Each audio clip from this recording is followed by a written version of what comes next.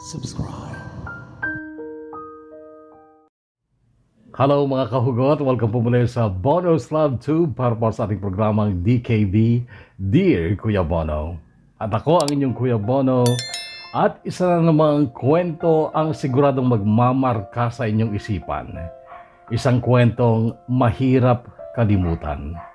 Isang kwentong punong-puno ng pag-ibig na hindi makasarili. Pag-ibig na mapagparaya. Kwento ng buhay at pag-ibig ng kahugot nating si Undoy ng Isabela. Hatid ng DKB, Dear Kuya Bono ng Bono's Love Tube, the Kahugot YouTube channel.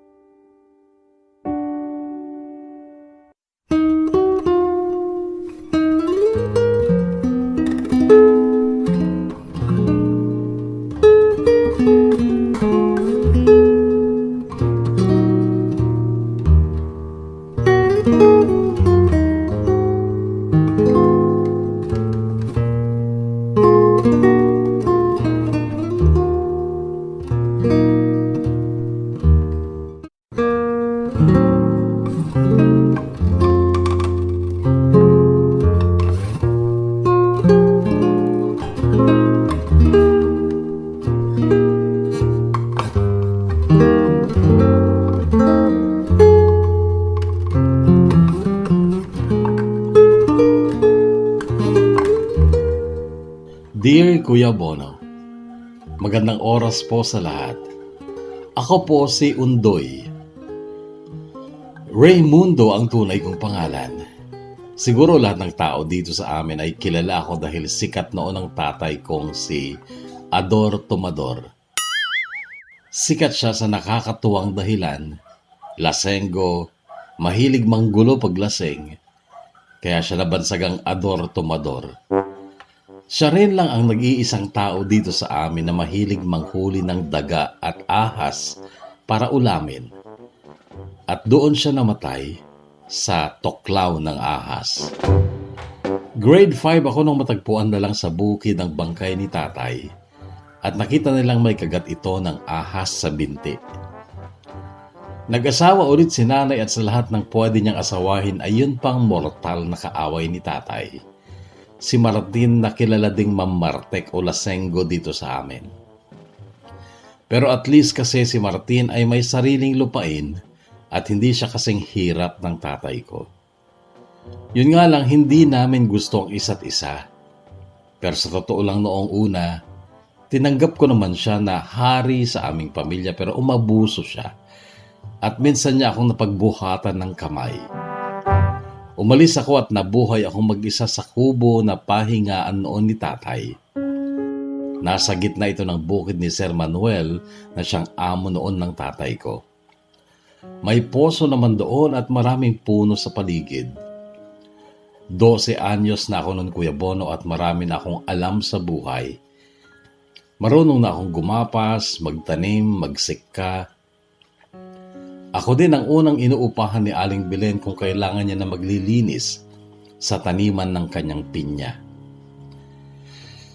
Yun nga lang mula nung mawala si tatay ay napadalas na ang pagliban ko sa klase noong huling taon sa grade 5 at noong grade 6 na ako. Hindi ko maiwasang mag-absent Kuya Bono kahit na lagi din akong pinagagalitan ni Kira kasi ayaw niyang napapabayaan ko ang pag-aaral ko. Si Kira, Kuya Bono, ang pangalawang babaeng minahal at pinahalagahan ko. Una ang aking nanay at siya ang pangalawa. Silang dalawa din lang ang nagawan kong kantahan. Oo, mahilig akong kumanta Kuya Bono lalo na kapag nag-iisa ako sa bukid pero kapag may tao na ay titigil na ako sa pagkanta. At gaya ng sinabi ko, sina Kira at nanay lang ang kinantahan ko ng harapan. Nang kantang paborito ko talaga at alay ko sa kanila. Yung lumang awitin na ang pamagat ay Dahil Sa'yo. Dahil sa'yo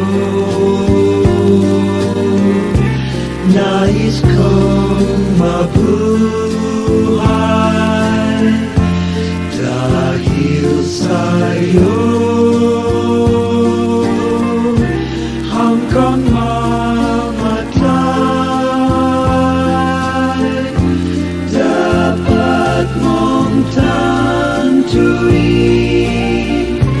wala nang ibang iyong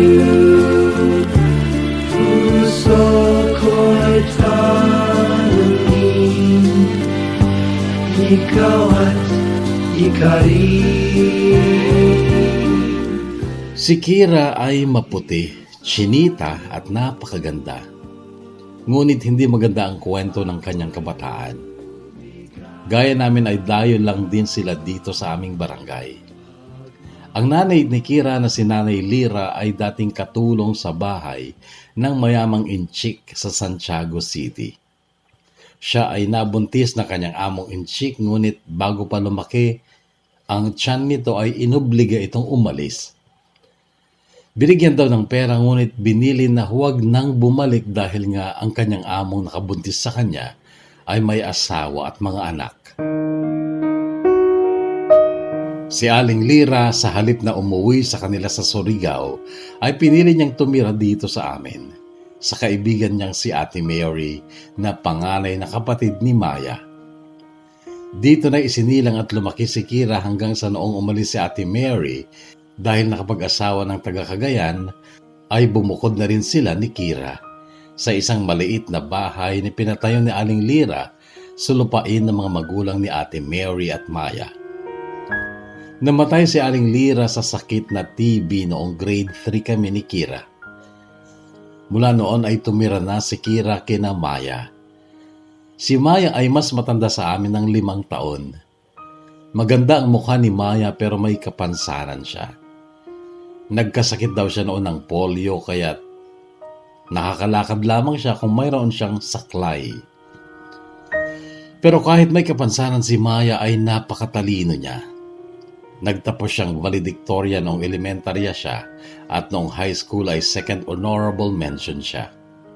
At pangarap niya maging teacher. Ngunit ang kanyang pangarap na ito ay naparam. Dahil noong siya ay mag-enroll sa Philippine Normal University, ay hindi siya tinanggap dahil sa kanyang kapansanan.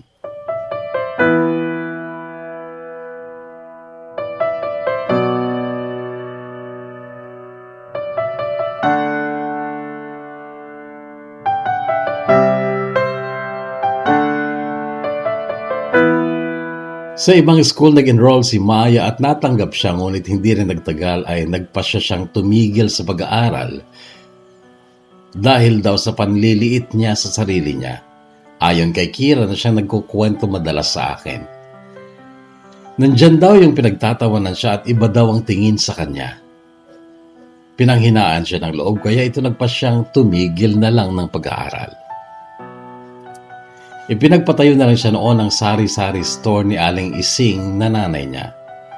Malaki ang utang na loob namin ni Kira kay Maya. Lalo na si Kira dahil maraming natutunan si Kira kay Maya. Kapag bakasyon noon, tinuturuan kami ni Maya. Sa ilalim ng punong mangga sa tabi ng tindahan niya, ay magsiset up siya ng mga upuan at mesa at doon ay nag-aaral-aralan kami.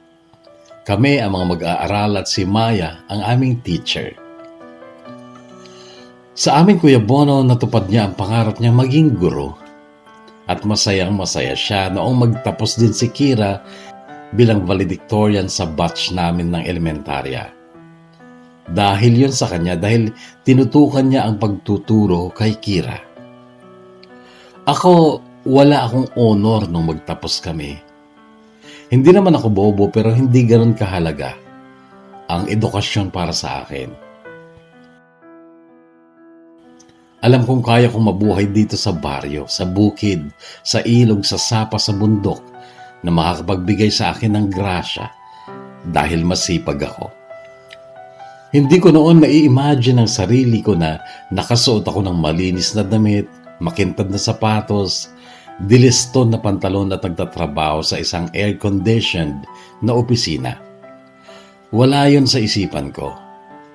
Nakafocus noon ang utak ko sa bawat araw sa buhay ko dito sa baryo at lahat ng uri ng trabaho ay kaya kong gawin para magkapera. Para may maitulong ako kay Kira sa kanyang pag-aaral. Oo, Kuya Bono, sinuportahan ko si Kira sa kanyang pangarap na makapagtapos kahit na wala kaming formal na relasyon. Hindi ko siya niligawan. Basta mula pa nung maliliit kami na ang laging magkasama. Nagmamalasakitan kami. Pag may nang-away sa kanya, lagot sa akin. Kapag gutom siya, gagawa ako ng paraan para makakain siya. Mga bata pa kami, Kuya Bono, ay bahagi na siya ng buhay ko. Noon pa lang ay inaalagaan ko na siya. Noon pa lang ay mahal ko na siya at mahalagang mahalaga siya sa akin. Pero wala kaming usapan na kami. At sa isip ko noon ay hindi ko yan kailangan dahil nakatapos siya ng high school bilang salutatorian. At sa dinami-dami ng nagtangkang ligawan siya ay wala siyang pinansin ni isa. At dapat lang kasi masasaktan talaga ako. At hindi ako nasaktan, Kuya Bono, dahil nga hindi naman siya nagpaligaw sa iba sa buong high school years niya. Kaya alam kong pareho lang kami ng isip at damdamin noon. Siya'y akin at ako'y sa kanya. Na ako'y sa'yo at ika'y aking lamang.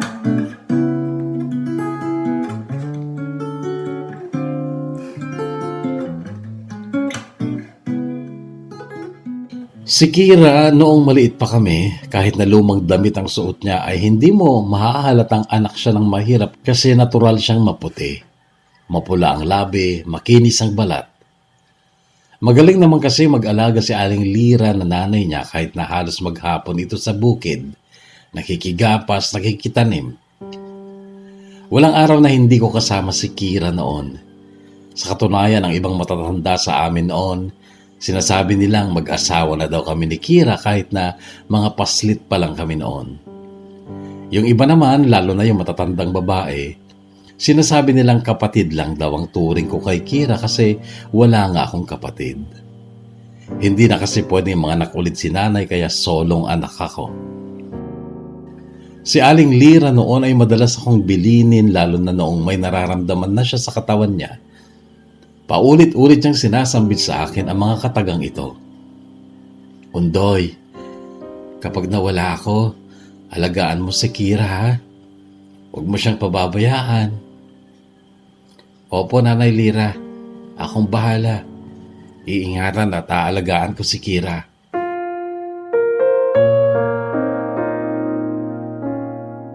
Madiskarte ako kahit nung bata pa ako, Kuya Bono.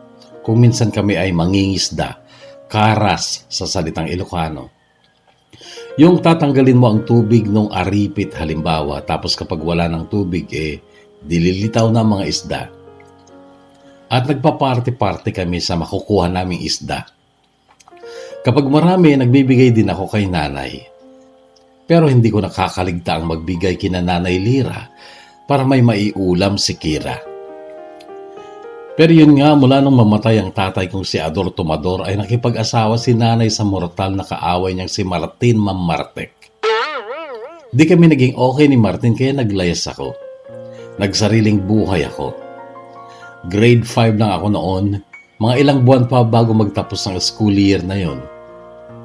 Mahirap nung una pero masaya kasi solo ko ang buhay ko at walang Martin Mamartek na nag-aakala mo kung sino sa buhay ko.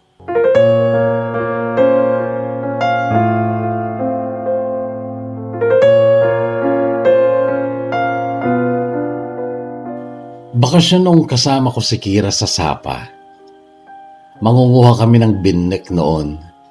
Di ko alam sa Tagalog, Kuya Bono, basta shell ito na parang maliit na talaba. Mababaw lang ang sapa na yon.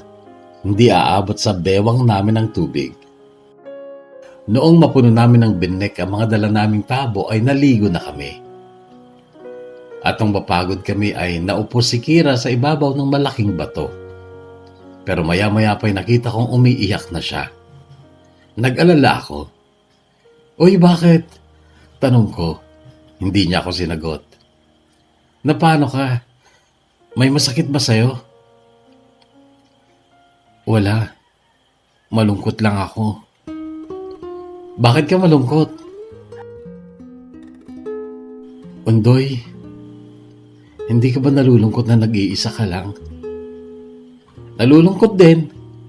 Malungkot mag-isa kasi alam mo naman wala akong kapatid. Tapos si nanay, may iba nang kasama sa buhay. Okay lang yan, Undoy. Nandito naman ako lagi eh. Masaya ka ba kapag kasama mo ako? Oo naman. Ikaw, masaya ka ba kapag kasama mo ako? Oo. Kaya lang, Undoy. Namimiss ko ng mami ko. Miss na miss ko yung yakap niya, yung tawa niya, yung sermon niya, yung pagkanta niya. Pagkanta? E di kung gusto mo, kantahan kita para hindi ka na malungkot. Marunong ka ba?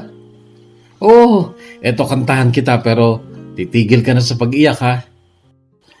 At noon nga Kuya Bono ay kinanta ko ang paborito kong kanta noon na siya lang naman talagang nag-iisang memoryado kong kanta. Yung Dahil Sa'yo. Because of you, there's a joy in living, and all my love I will offer you. Come tonight, Nanako.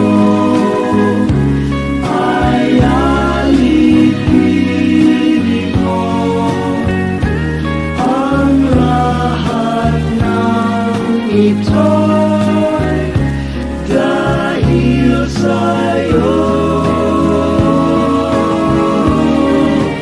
Ang lahat ng ito'y dahil sa'yo. Mabait ang mga magulang ni Maya pero kuripot ng mama niya na si Aling Ising at si Kira ay lagi ding nahihiyang manghingi ng pera kaya may pagkakataon na pumapasok siyang walang baon noong elementary kami. Ako, walang baon-baon sa akin. Ang dami kasing puno na pwedeng akyatin para makakuha ng bungang kakainin. High school, nagpatuloy si Kira sa private school pa kasi full scholar naman siya kasi nga nagtapos siyang valedictorian. Ako, hindi na ako nag-aral. Sabi ko noon, tama na yung marunong akong bumasa at sumulat. Nagsipag na lang ako noon, Kuya Bono, para hindi mawalan ng pera. Lahat ng pwedeng sabakang trabaho na kaya ng katawan ko ay hindi ko inuurungan. Ultimong mag-igib ng tubig ni Aling Taryang, papatusin ko kahit 20 pesos lang ang bayad niya sa mapupuno kong drum. Marunong na rin ako maggapas at magtanim at magsika noon kaya't walang araw na nababakante ako. Kailangan kasing hindi ako mawalan ng pera para may baon lagi si Kira. Kahit mag-ulam ako ng balangig, basta hindi lang mabawasan ang pera ko. Pero hindi naman laging balangig ang inuulam ko sa aking kubo, Kuya Bono, kasi marami namang mauulam dito sa baryo kung masipag ka lang. Marami akong tanim na gulay. May mga alaga din akong pato, itik at manok. Mga alaga ko na dati ang mga yon noong kay nanay pa ako nakatira. Pero nung umalis ako, dumampot ako ng ilan para mapadami sa aking bagong kaharihan. Dumaan ang mga araw na ganun lang, Kuya Bono. Tanging si Kira lang ang dahilan para ako'y masayang gigising sa umaga at maghabong magbabalat ng buto para kumita hanggang sa magtapos si Kira ng high school. At noon ay mas kailangan ko nang magsipag sa pagkayod dahil magka-college na siya. Malaki na ang katawan ko noon, Kuya Bono, at may sapat na akong lakas kaya't kinausap ko si Sir Manuel na bigyan niya ako ng bukid na sasakahin ko. Binigyan naman niya ako ng 2 hektarya. Pero kahit may bukid na akong sinasaka, ay hindi pa rin ako tumigil sa pakikitanim, pakikisika at paggapas sa bukid ng iba kapag wala naman akong gawain sa bukid na sinasaka ko. Sa Santiago nag-enroll si Kira ng kursong accountancy sa Northeastern College. Hindi na siya scholar noon, Kuya Bono, kaya't malaki na din ang gastos ko. Pero okay lang, total wala naman akong ginagastosang iba. Medyo mahirap pero kinaya ko naman. Hanggang sa noong malapit na siyang magdibu, ay naglambing siya sa akin. Undoy, gusto ko magdibu. Bakasyon naman yon, April. Lahat naman nagdidibu Oo, pero gusto ko sana kahit papano may handa at saka may 18 roses. Sige, anihan naman sa March. May pera tayo nun. Sabi ko, naging napakatamis ng kanyang ngiti, Kuya Bono, pero hindi ko alam na ang kanyang dibu ang simula ng aming pagkakalayo.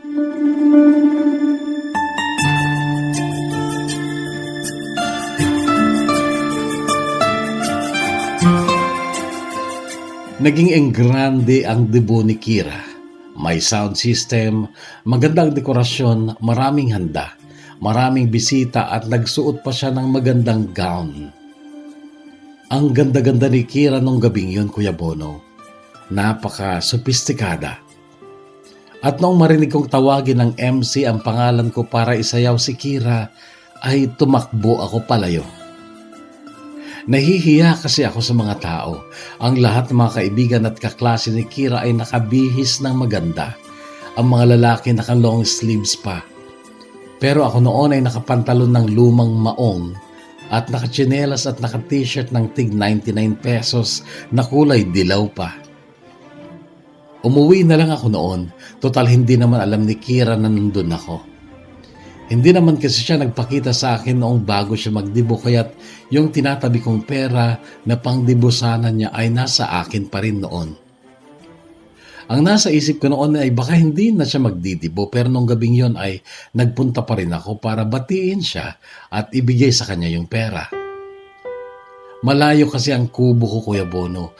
Nasa gitna ito ng bukid na sakop ng Purok 7. Ang kinakira ay Purok 2. Kaya't malayo ang lalakarin.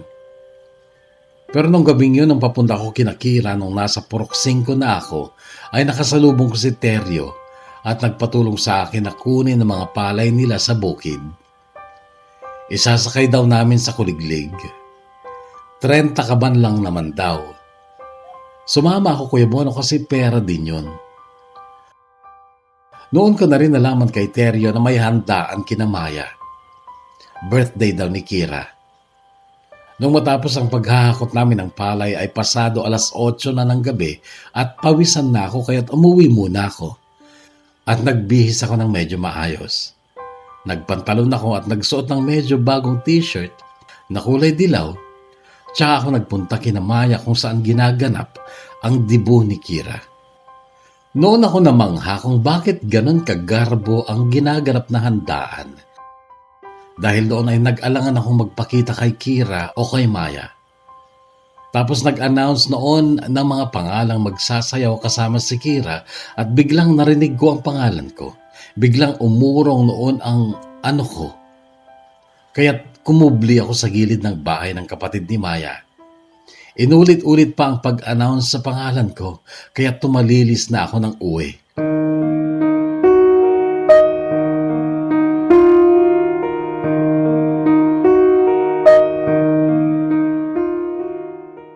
Nakatulugan ko ang pagtataka sa isipan ko kung paanong nakapaghanda ng ganon si Kira. Hindi ako pwedeng maniwala na pinaghanda siya ng mama ni Maya. Yun pa, numero 1 kuripot yun.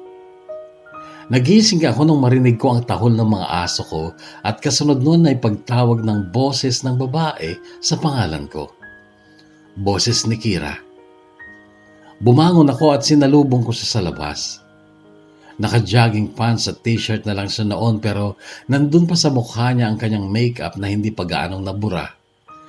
Napansin ko yon noong nasa loob na siya ng kubo kahit na lampara lamang ang ilaw. May dala siya mga nakasupot na pagkain. Ba't di ka nagpunta? Tila nagtatampo niyang tanong sa akin. Nagpunta ako. Pero hindi ko alam na enggrande pala yung dibo mo. At lahat yata ng dumalo nakabihis na maganda.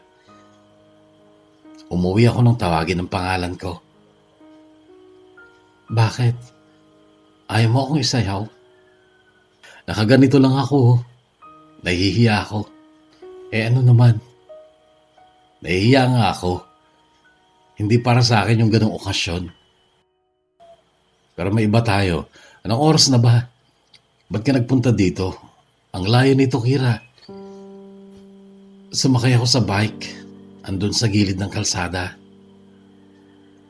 Bakit nga nagpunta ka pa?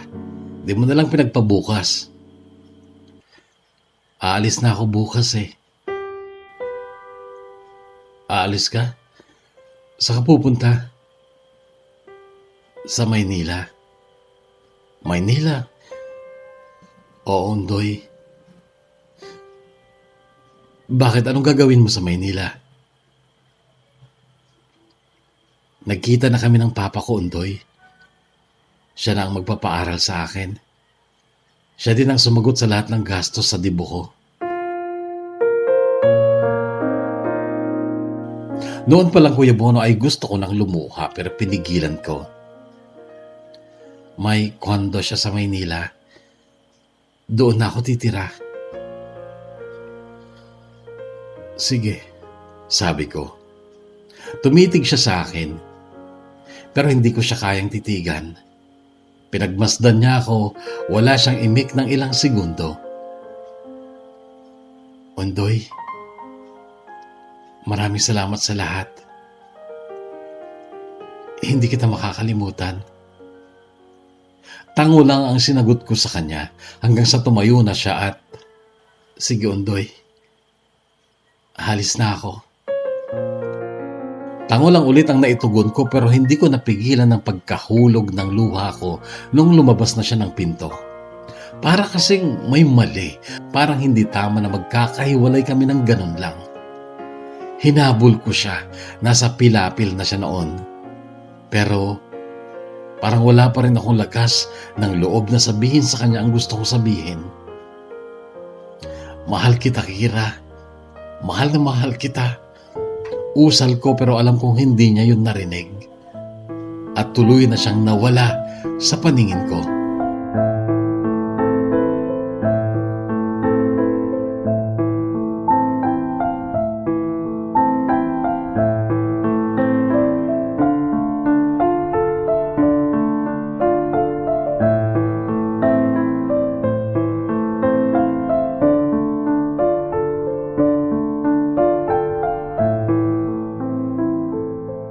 Parang naglaho lahat sa buhay ko mula nung iwan ako ni Kira.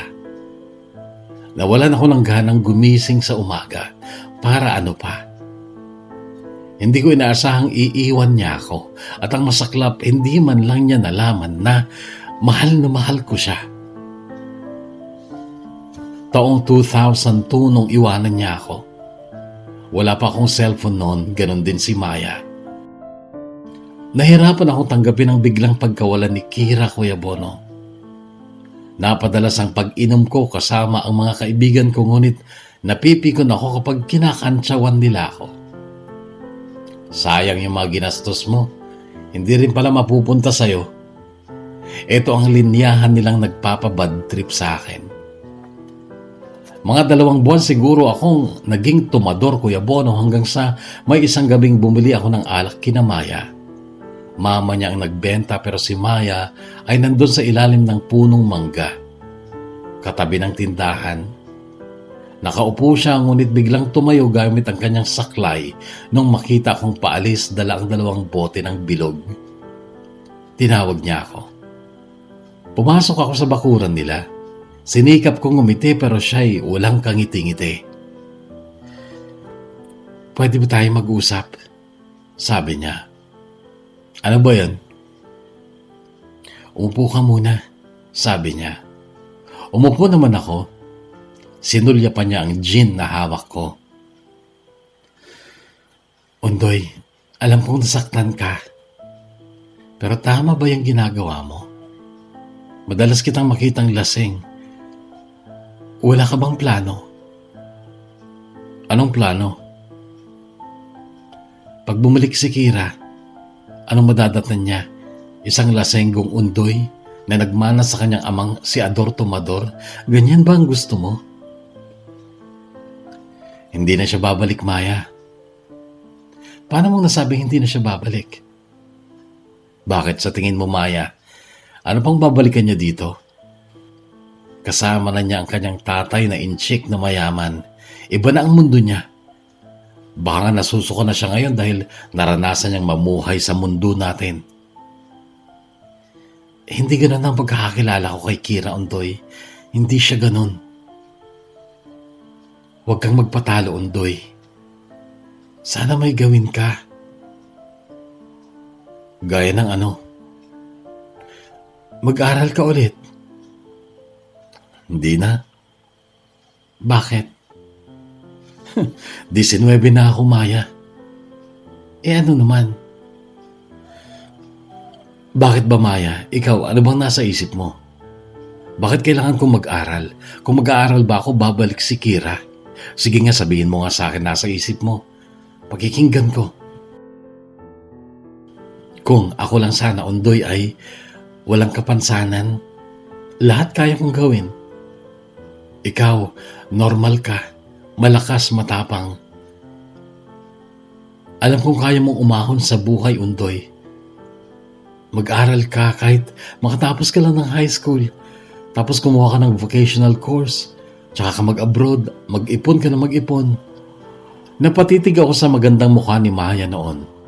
Gusto kong mahawa sa pagkapositibo niya, kaya lang ilang taon na ba akong hindi nakakahawak ng lapis o ballpen ni hindi ko alam kung marunong pa akong sumulat. Huwag na, Maya. Hayaan mo na. Salamat na lang kasi alam kong nagmamalasakit ka sa akin. Pero tanggapin na lang natin. Marami talagang bagay sa buhay natin na kahit buong buhay nating inasam ay hindi pa rin mapapasa atin. Gaya ni Kira, hindi siya para sa akin. Para siya sa iba.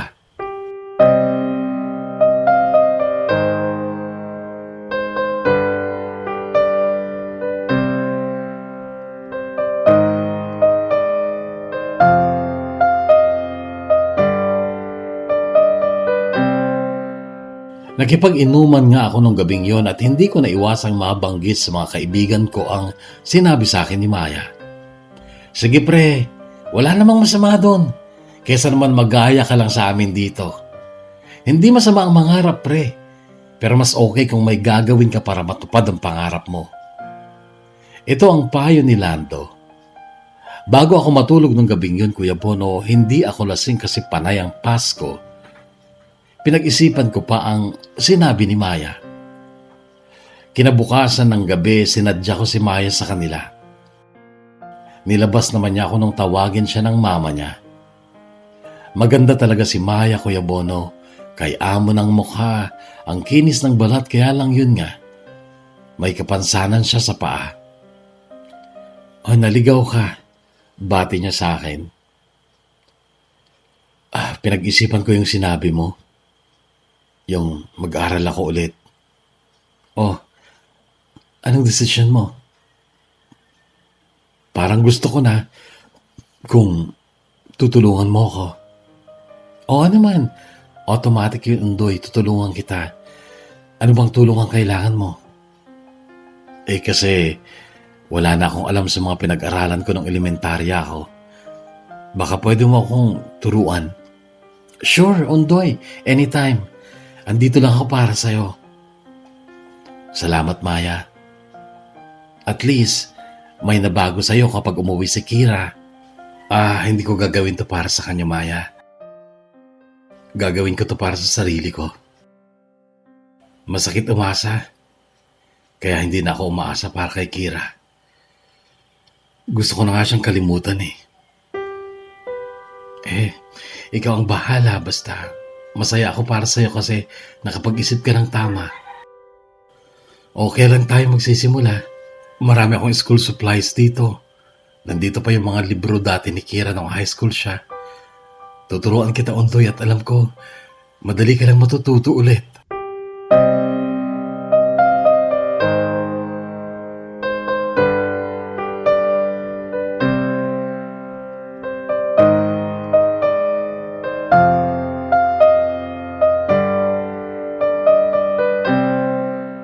Kadalasan tuwing gabi ay nag-aaral ako sa tulong ni Maya na siyang tutor ko. Inasahan kong kakantsawan ako ng mga kaibigan ko pero mabuti na lang at iginalang naman nila ang kagustuhan ko. Minsan isang linggo ay nakikipag-inuman pa rin naman ako sa kanila pero hindi na ako naglalasing. So ganun nga, maghapon sa bukid, then sa gabi kay Maya ako. Hanggang sa unti-unti Kuya Bono ay parang may nararamdaman na ako kay Maya. Lalo na kapag masyado siyang malapit sa akin kapag tinuturuan ako. At napapatitig ako sa mukha niya.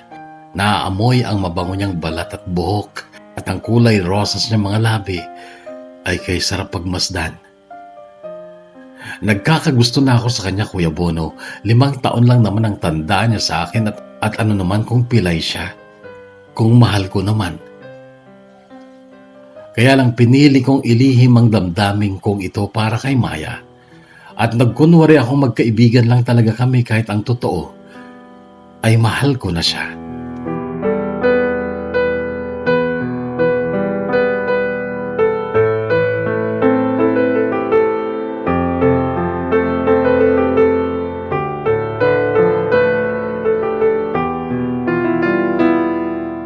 Noong sumapit ang pasukan, nag-enroll nga ako sa public school sa bayan. Matanda lang ng 3 taon sa akin ang advisor namin na si Ma'am Cathy na naging ka-vibes ko naman lalo na't naaasahan niya ako sa pagpapatahimik ng mga maiingay naming kaklase. Mga kaklase ko kasi mga 12 at 13 years old at ako noon ay 19. Mabuti na lang at naroon din si Nadia Lopez na 22 years old na noon pero kaklase din namin.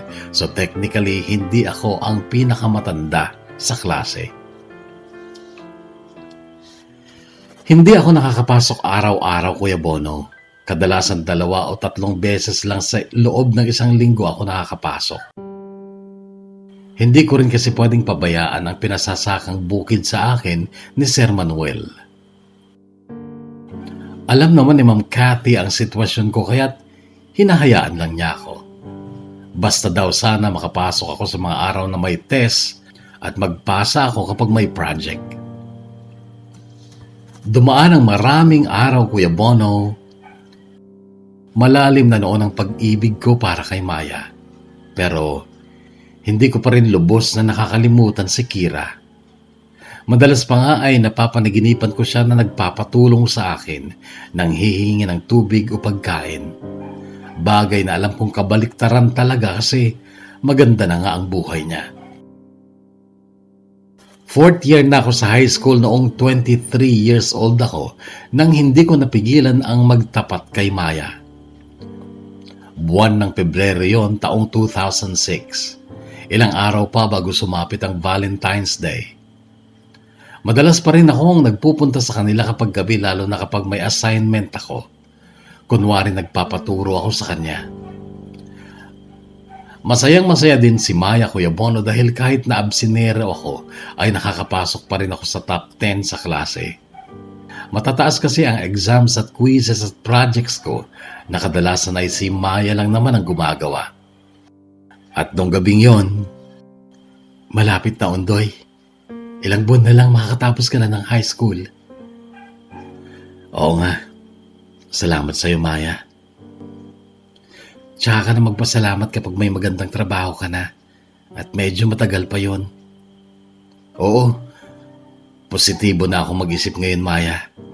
Kakayanin ko to. Susundin ko yung sinabi mo. Pagkatapos ng high school, mag-aaral ako ng welding.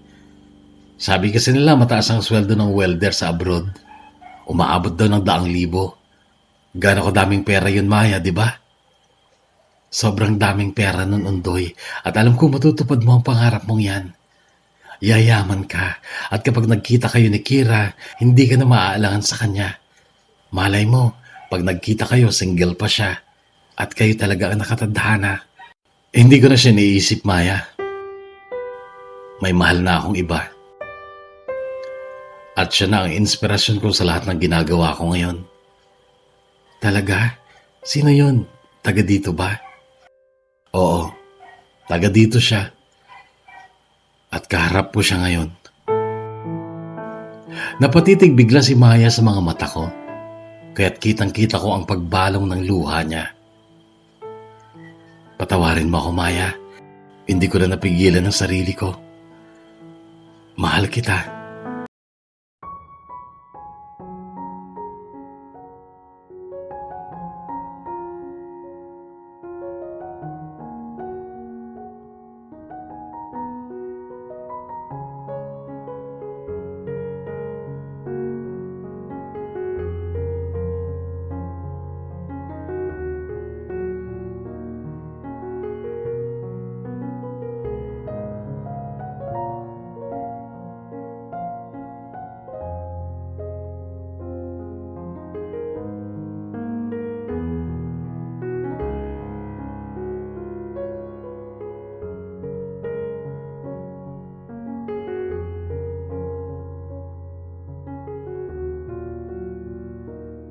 Gigising agad ako at excited na bumangon dahil muli ay inspirado na naman ako.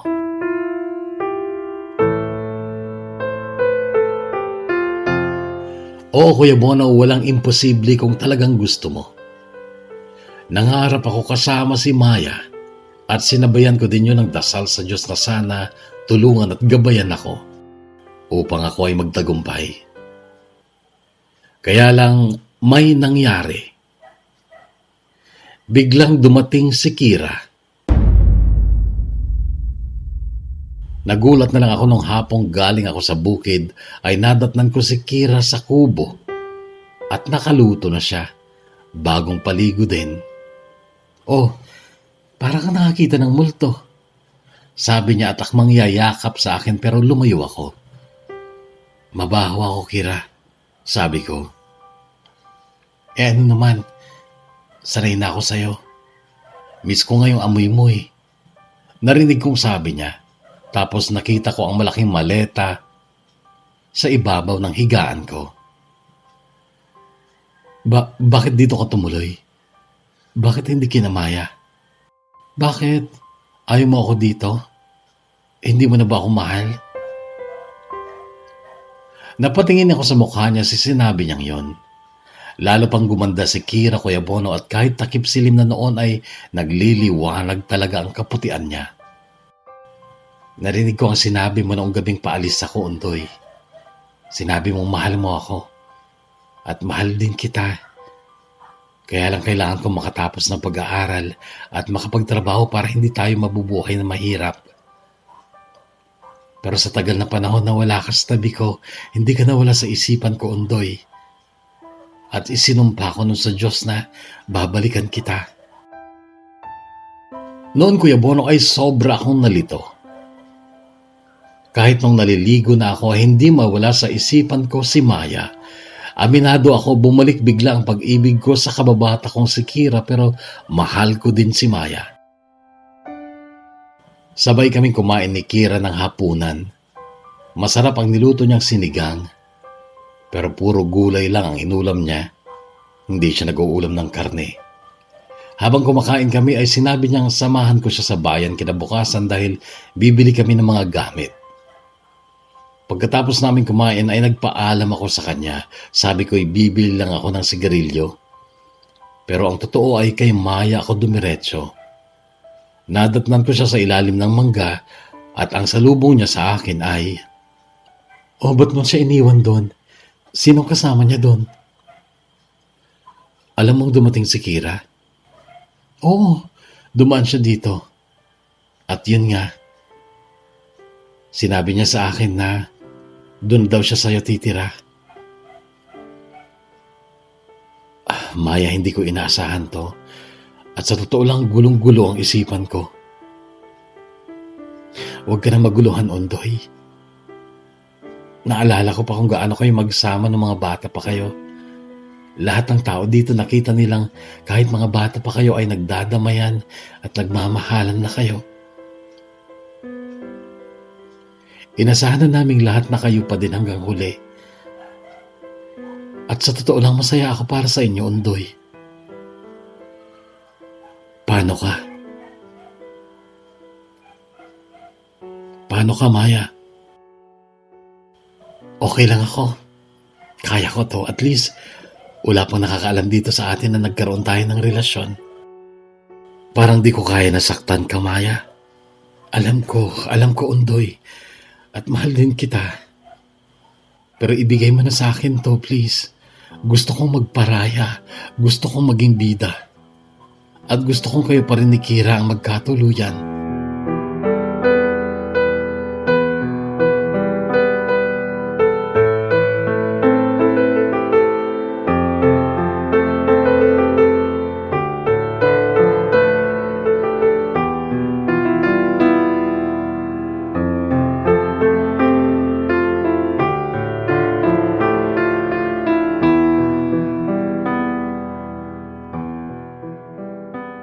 Nagsama kami ni Kira, Kuya Bono, at kay dali din lang talagang bumalik ang pagmamahal ko para sa kanya dahil napakalambing niya. At gustong gusto ko syempre yung pag-uwi ko ng kubo ay may pagkain na ako. Tapos may katulong na rin ako sa paglalaba. Hanggang sa naglihi na siya, naging madalas ang pagkahilo niya. Hindi siya kumakain ng isda at lagi ay prutas at gulay ang kinakain niya. Ayaw na din niya ng itlog, lalo na kapag malasado. Gustong gusto niya ng dahon ng ampalaya. Marami siyang pera noon, Kuya Bono. Halos araw-araw niya akong inuutusan sa bayan para bumili ng mga gusto niyang kainin. Lalo na nung naglilihi siya. At sa pagdaan pa ng mga araw ay lumaki na nga ang tiyan niya, Kuya Bono. Nagpapasama siya madalas sa akin kapag check-up niya pero ayaw niya akong sumama sa kanya kapag kausap niya na ang doktor. Gusto raw niya maging surprise sa akin kung lalaki o babae ang anak namin. Pumapasok pa rin ako sa eskwela, Kuya Bono, kasi hindi na rin nawala sa akin yung pangarap ko lalo na't magkakaanak na kami ni Kira. Gusto ko siyang pakasalan pero sabi niya tsaka na lang kapag may pera na daw ako, kapag nakapag-abroad na ako.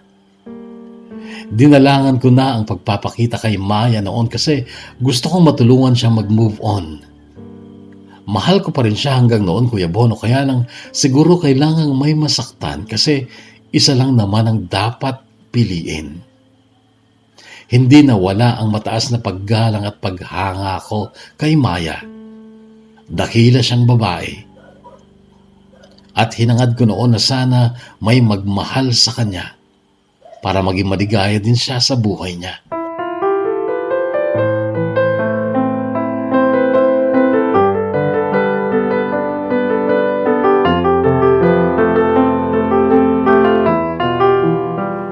Ilang linggo na lang noon, Kuya Bono, ay magtatapos na ako ng high school sa edad na 23. Galing ako sa school nung hapong datnan ko si Kira na nakatalukbong ng kumot at noong tingnan ko ay napakataas ng lagnat niya. Kabuanan rin ang panganganak niya noon, Kuya Bono. Sobra akong nag-alala dahil napakainit talaga niya at hirap siya magsalita. Dahil doon ginising ko siya. Dadalhin kita sa ospital, sabi ko. At akmang bubuhatin ko siya nang makita ko ang napakalaking pasa sa braso niya. Kira, ano bang nararamdaman mo? Alalang tanong ko pero hindi ko maunawaan ang sagot niya. Dahil doon, Kuya Bono, ay kumarimpas ako ng takbo papuntang baryo, diretso kina Michael na kaibigan kong tricycle driver. Kinarga namin si Kira mula kubo hanggang kalsada kung saan pinarada ni Michael ang tricycle niya. Pilapil lang kasi ang daan papuntang kubo mula kalsada. Dinala namin si Kira sa maliit na ospital sa bayan pero habang kinakabitan siya ng swero noon ay inabot niya sa akin ang cellphone niya at paulit-ulit niyang sinabi na tawagan ko ang papa niya.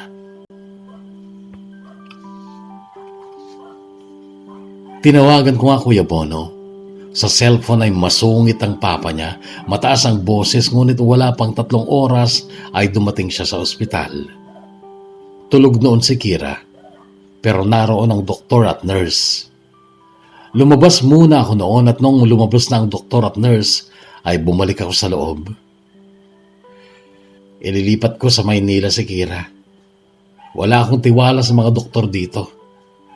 Sabi niya, hindi ako umimik. Anong pangalan mo? Undoy po. Undoy, alam mo bang dati nang may sakit si Kira? Hindi po. Last year pa na-diagnose na mayroon siyang leukemia. Dadalhin ko talaga sa China para doon magpagamot pero naglayas siya. Hindi ko alam kung saan nagpunta. Pinahanap ko pero hindi namin nakita. Pati doon kinamaya nagpunta kami pero wala daw siya doon. Yun pala nasa'yo. Hindi ko pa alam na may sakit siya. Sabi ko. Hindi ko napigilan ang pag-agos ng luha ko. Natakot ako ng sobra para kay Kira. Nang mapansin kong biglang kumilos si Kira at nagsalita. Papa, malinaw ang pagkakabigkas niya. Siguro ay tumulab na yung mga gamot na pinagtuturok sa swero niya. Anak, anong nararamdaman mo? Alalang tanong ng papa niyang incheck. Yung baby ko, Papa. Anong sabi ng doktor? Kumusta ang baby ko? Okay lang daw ang baby mo. Ikaw ang hindi, kaya ililipat kita sa Maynila bukas na bukas. Papa, siya si Undoy. Ang ama ng anak ko. Oo, kilala ko na siya. May hihilingin ako sa iyo, Papa. Ano yun? Alam ko na hindi ka papayag na kunin ni Undoy ang anak ko. Pero please, Papa, huwag mo sanang ipagdamot ang anak ko sa kanya. Kasi nag-iisa din siya sa buhay. Ako lang lagi ang nakasama niya noon kaya sana ilapit mo ang anak ko sa kanya. Ito lang ang hiling ko. Oo, wala namang problema dyan pero ngayon, kailangan mong gumaling anak. Baka hindi na ako gagaling, Papa. Okay na ako. Tanggap ko na. Basta't ang mahalaga na lang sa akin, maisilang ko ang anak ko. At Papa, uulitin ko. Huwag mong ipagdamot ko Undoy ang anak namin. Sa kanya mo ipangalan ng anak namin, Papa. Mangako ka. Gagaling ka, anak. Gagaling ka. Mangako ka, Papa, please. Oo, nangangako ako. Noon kahit hilam sa luha ang mga mata ko ay kay Kira ako nakatitig. Nakatitig din sa akin. Pero pinilit niyang ngumiti. Mahal na mahal kita, Undoy. Pasensya ka na lang kung hindi na kita masasamahan sa iyong pagtanda. Mauuna na ako. Pero magkikita pa tayo kahit matagal. Hintayin kita. Pero pansamantala, doon ka muna kay Ate Maya. Balikan mo siya. Mahal na mahal ka niya. Kira, huwag mo sabihin yan. Gagaling ka pa. Okay lang ako, Undoy. Huwag kang malungkot. Tanggap ko na. At saka,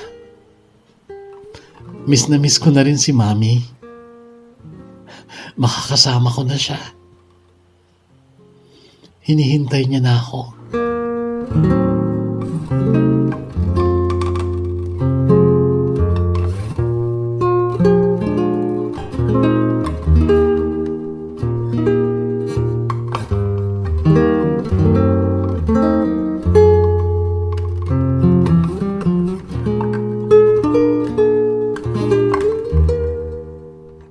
Madaling araw noong isakay si Kira sa ambulansya. Wala siyang malay noon dahil tinurukan siya ng pampatulog. Kahit anong pilit ko sa papa niya ay hindi ako pinayagang sumama. Kaya't pinanood ko na lang ang paglayo ng ambulansya sa akin. Tangay si Kira habang walang tigil ako sa pagluha.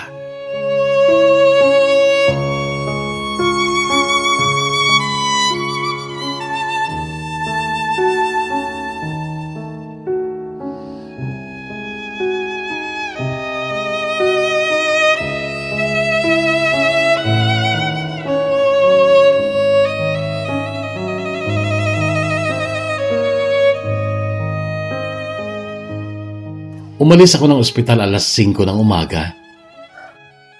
Dumaan ako kina Maya. Tulog pa siya noon pero ginising siya ng mama niya. Alam na rin nila noon ang nangyari kay Kira. At nagtaka ako ng sobra dahil nung bumungad sa pinto si Maya ay lumuluha siya. Inalalayan ko siya makaupo sa monoblock sa ilalim ng mangga. Bakit ba grabe naman yata ang iyak mo? Buhay pa si Kira. Dinala lang siya sa Maynila. Dati ko nang alam na may sakit siya, Undoy. Natigilan ako sa narinig kong yun kay Maya. Nung dumating siya, nag-usap kami. Nag-aminan kami. Inamin ko sa kanya na may relasyon na tayo, na nagmamahalan na tayo, pero ang sabi niya, "Ate, pwede ba? Pahiram muna si Undoy kahit 1 taon lang." Tapos sinabi niyang may sakit siya. Pero hindi siya umiinom ng gamot dahil gusto niyang mabuntis, gusto niyang magkaanak. Para may anak daw siyang iiwan sa'yo. Bakit hindi siya naggamot? Sabi niya, hindi raw siya mabubuntis kung iinom siya ng gamot para sa sakit niya. Sorry, Undoy, naglihim ako sa'yo. Kaya pala sabi niya kanina, balikan daw kita. Babalik ka ba? Gusto kong bumalik, Maya. Pero hintayin muna natin si Kira.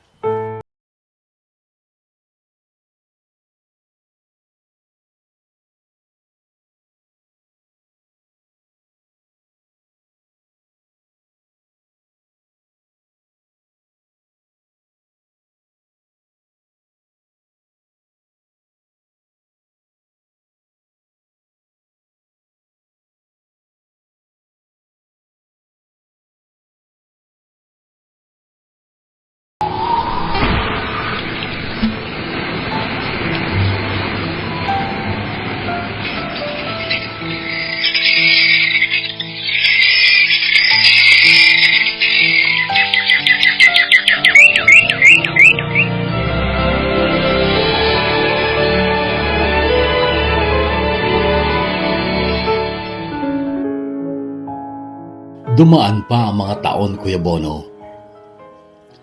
Makaraan ng unang taon naming paghihintay sa pagbabalik ni Kira ay binalikan ko na si Maya.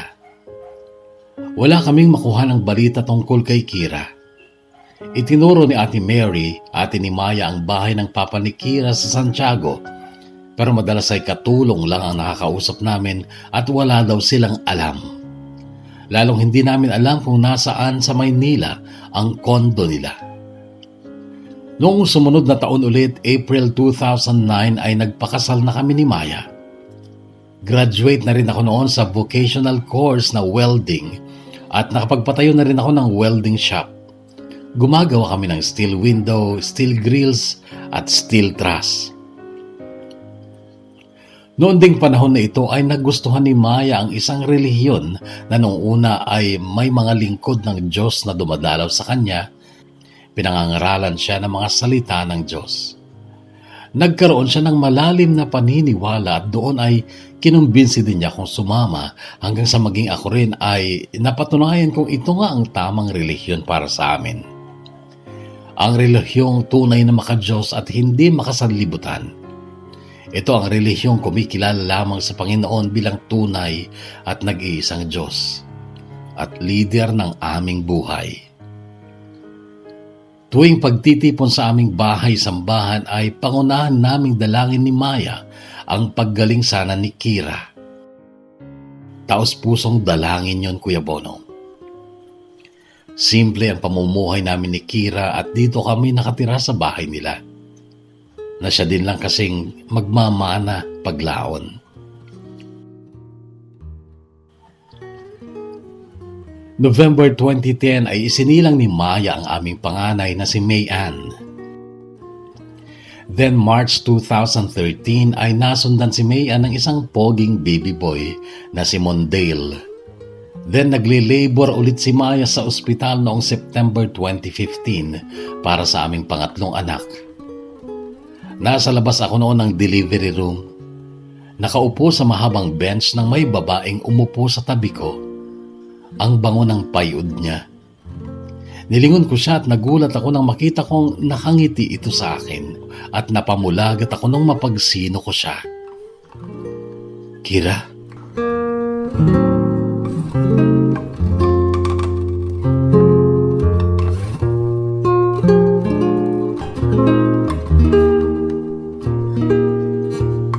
Lalong lumuwang ang ngiti niya tapos kinabig niya ang batang lalaking kasama niya. Anak halika. Ito ang papa mo. Napatitig ako sa mukha ng batang lalaki. Kahawig na mga mata niya at ilong niya. Ang mga mata at ilong ko. Pero maputi siya. Namana niya marahil kay Kira. Raymundo Santos Jr. Sambit ni Kira. Nagmano sa akin ang anak ko. Niyakap ko ito. Tapos muli akong tumingin kay Kira. Kumusta ka na? Magaling ka na ba? Ngumiti siya. Oo. Sa awa ng Diyos, Undoy. Magagaling ang doktor sa China at mabisa ang panalangin niyo ni Ate Maya. Galing na kami sa bahay niyo kanina. Nakakwentuhan ko si Mama Ising at siya ang nagsabi na saksi na pala kayo. At madalas ay ako daw ang pinagdadasal niyo. Nanatili akong nakatitig sa mukha niya pero nabaling ang tingin ko noong bumukas ang pinto ng delivery room at iniluwan ito ang midwife at 2 nurse. Congrats sir, lalaki ang baby niyo, sabi ng midwife. Muli ako napalingon kay Kira. Maluwang ang ngiti niya at ang sabi niya sa akin ay, Congrats Undoy, masaya ako para sa inyo ni Ate Maya.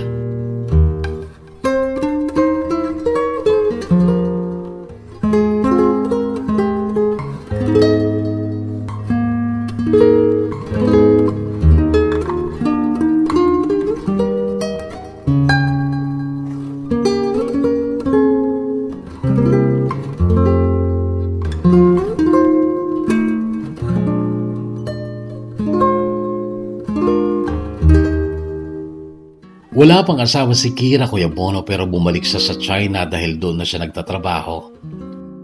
After 2 years pa lang daw niya noon sa China ay gumaling na siya pero hindi siya nagparamdam sa amin kasi gusto talaga niyang maging kami ni Maya. Kami ang magkatuluyan. Naiwan si Raymond, yung anak namin, sa lolo niyang incheck sa Santiago at madalas ay dinadalaw ko siya doon. Sumasama siya sa akin dito para makipaglaro sa mga kapatid niya, mga anak namin ni Maya. Mahal ako ni Raymond, Kuya Bono. Napakahusay ni Kira sa pag-build up sa akin sa anak namin. Gusto ko sana mag-abroad pero ayaw ni Maya. Okay na daw yung simpleng buhay namin. Binigyan din kasi kami ng papa niya ng 2 ektaryang bukid na siyang sinasaka ko. Plus, nagwe-welding din ako. Kaso ngayong pandemya, Kuya Bono, ay walang tanggap na trabaho sa welding. Kaya't heto nagkaroon ako ng sapat na oras para isulat ang kwento ko. Alam kong marami akong mali sa pagsusulat, Kuya Bono, at maraming Tagalog words na hindi ko alam kaya't iniilokano ko na lang. Ikaw na ang bahala magtama dahil alam kong namempelan ka ring Ilocano. At sana, Kuya Bono, ay mabasa mo rin ang kwento kong ito sa iyong programa. Adik ang asawa ko sa programa mo, Kuya Bono, kaya sana huwag mo akong biguin. Hanggang dito na lang, Kuya Bono, at maraming salamat. Lubos na gumagalang, Undoy. Dahil sa'yo, nais kong mabuhay. Dahil sa'yo, hanggang mamatay, dapat mong tantuin, wala nang ibang iliw. Puso ko'y tanungin, ikaw at ikarin dahil sa'yo ako'y lumikha. Ako ay lubos na humahanga sa mga karakter ng kwentong ito, sina Maya, Kira at Undoy. Hindi sila makasarili sapagkat mapagparaya sila at dahil dyan ay hindi sila pinagdamutan ng panahon. Sila ay nabiyayaan ng magagandang bagay. Si Maya ay napagkalooban ng asawa at anak. Samantalang si Kira naman ay napagkalooban ng kagalingan at buhay. At ikaw naman, Undoy, ay ano pa bang mahihiling mo? Napakabuti ng inyong asawa at marami kang anak na balang araw ay magmamalasakit at mag-aalaga sa iyo. At ngayon, dahil sa marami kang minamahal, ay lalo ka pang magiging inspirado. Lalo ka pang gigising na masigla sa bawat umaga at inspiradong makikibaka sa maghapon ng iyong buhay. Muli, Undoy, maraming salamat sa pagbabahagi mo ng iyong kwento ng buhay at pag-ibig dito sa ating programang DKB. At sa inyo din lahat mga kahugot na muling sumubaybay sa ating programa, maraming salamat. Muli tayong magkakarinigan para sa panibagong kwentong hatid ng DKB, Dear Kuya Bono ng Bonus Love Tube, The Kahugot YouTube channel. Stay healthy, Kahugot, stay safe, and God bless us all.